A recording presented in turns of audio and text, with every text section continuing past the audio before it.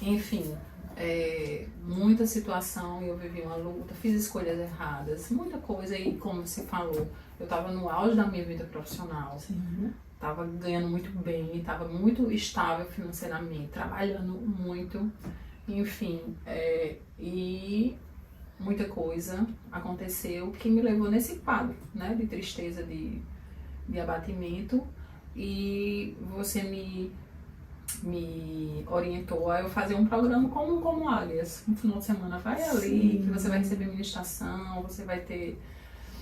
Então, ali eu tinha recebido um diagnóstico, que a minha médica, quando me falou, ela disse assim, olha, é um pouco inexplicável, porque eu tive o diagnóstico de câncer, e câncer de tireoide, que é um câncer que as pessoas dizem que, apesar de ser maligno, é benigno.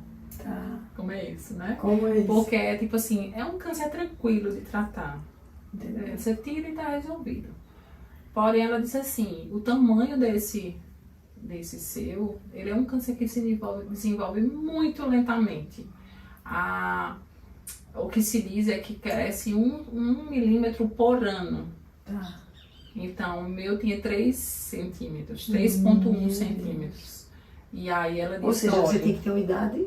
E eu, na época, era exatamente como se eu tivesse crescido 1 centímetro, como se eu já tivesse nascido com ele. Quando a gente viu, fez o cálculo, era como se eu já tivesse nascido com ele. E não tinha como, né? Tipo, é como se você, bebê, já tivesse desenvolvido. E, inclusive, ela disse assim, pode ter sido alguma luta muito grande, porque hoje a gente entende tanto, né? Eu já estou estudando, inclusive, sobre isso. Como as dores, lutas, traumas podem interferir. somatizar. E aí eu perguntei a ela, isso pode ter acontecido, pode ter sido algo de luta? Assim, muito pode. Porque aqui está descaracterístico, assim, do próprio câncer, como seria algo natural dessa enfermidade, por uma desorganização apenas hormonal, digamos assim. Está né? bem fora da curva de como é esse tipo de câncer. Mas enfim, fiz a cirurgia, e aí quando eu fui para esse programa, tipo como Águias, ele... Foi o Moriá. Foi o Moriá. De pastora Zenete e a isso. equipe. Eu fui para BH e fomos juntas, né? Sim, fomos juntas. Sim. Eu lembro que Esla foi, Silas foi, a gente foi junto e vamos, você disse vai ter, vamos, eu também quero fazer. E era tudo novo pra gente, né? Novo, aquela coisa daquele mover do espírito, meu Deus! Então lá eu comecei a ter algum tipo de experiência lá, assim, a minha mente começou a abrir, meu Deus, essas coisas aí. Tem mais, né? Esses links aí que eles fizeram. E eu fui vendo, olhando pra minha vida, tem alguma coisa disso aí na minha vida. E isso foi abrindo, né, a minha mente de algo que eu não conhecia, né? Fazia ideia, mesmo criada na igreja. Isso. E assim, foi uma experiência muito boa. Eu voltei de lá, tipo, com um ânimo, né? Mas num processo. Estava na terapia.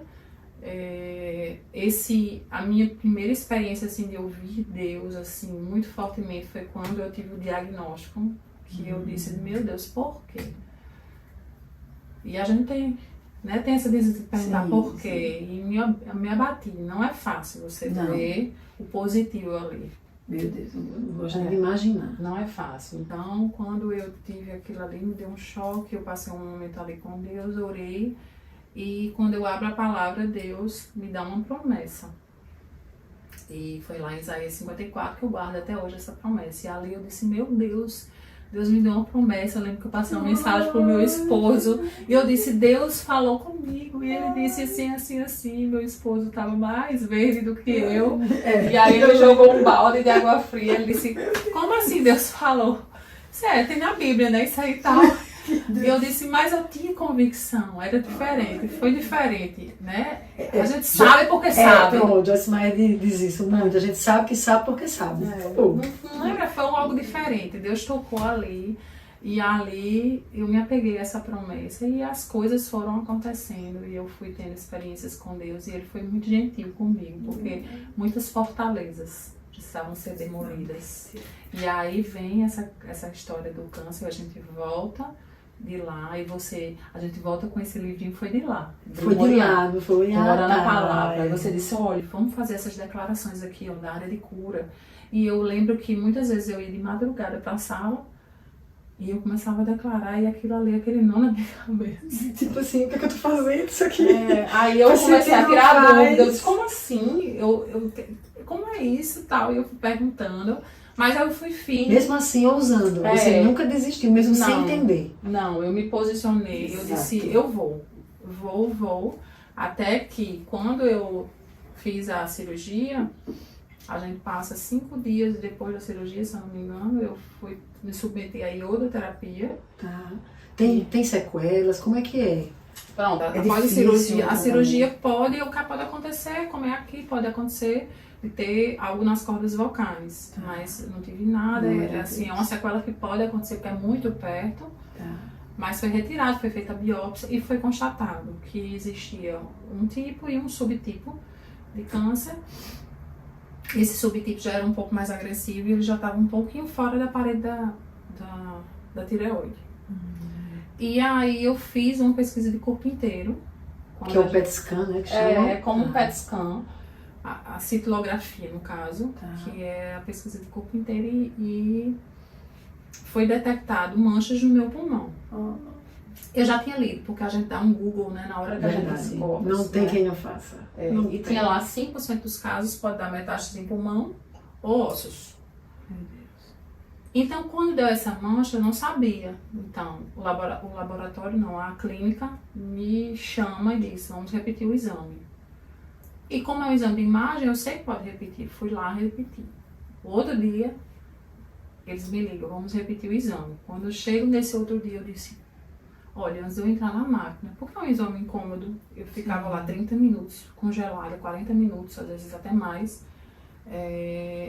E eu disse, eu preciso entender, porque eu tô aqui refazendo esse exame pela 3ª vez.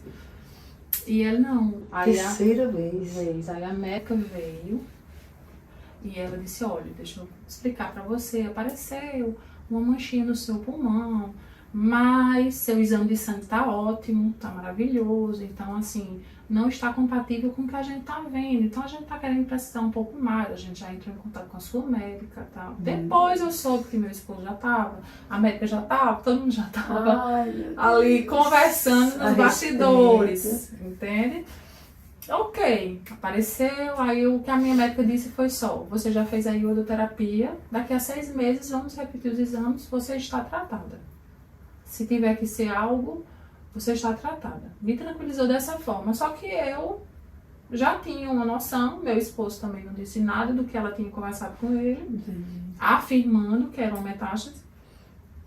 E aí eu continuei, você sabia, né, pelos bastidores, sim. Então começa esse movimento, e você declara sua cura, e você sabia da profundidade, eu não sabia tanto, mas fiquei lá. E 6 meses depois, quando eu vou fazer de novo, ela me pediu para fazer em Recife, era outro centro, tinha um maquinário mais moderno, que tinha uma máquina diferente, que após essa primeira que eu ia fazer, a gente ia ter uma tomografia que aqui não tinha. Tá. Então eu chego lá, eu faço a pesquisa de corpo inteiro e o rapaz me dispensa. Ele disse, pronto, eu disse, não, moço, a minha médica, ela falou que tem uma outra máquina que eu vou fazer. Ele disse, mas era só se o resultado tivesse dado aqui algo, mas como tá limpo... Aí eu disse, não. Tu não ficou aliviado imediatamente? Não. Eu quero confirmação. E olhe que eu fiquei os 45 minutos na máquina orando. Fazendo as declarações.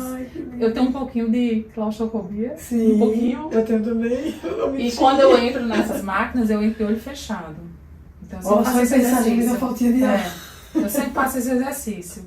E aí eu fechei o olho e fiquei declarando. Fiquei declarando o tempo todo a minha cura. Quando ele me dá a notícia, eu digo, não. Deixa eu lhe explicar. Aí eu disse, você tá com o exame anterior aí? E ele disse, tô, mas aqui não deu nada. Se eu for lhe passar para outra máquina, você vai receber uma radiação desnecessária. Aí eu engoli seco, eu achei que ele estava errado. E saí assim, Milton, não teve outra máquina. Ele disse que não. Aí ele disse, não teve, vamos embora, graças a Deus. Mas tu já tava... Eu tava digerindo. Sabe o que tava me vindo? Aquele momento que a igreja tá reunida orando por Pedro.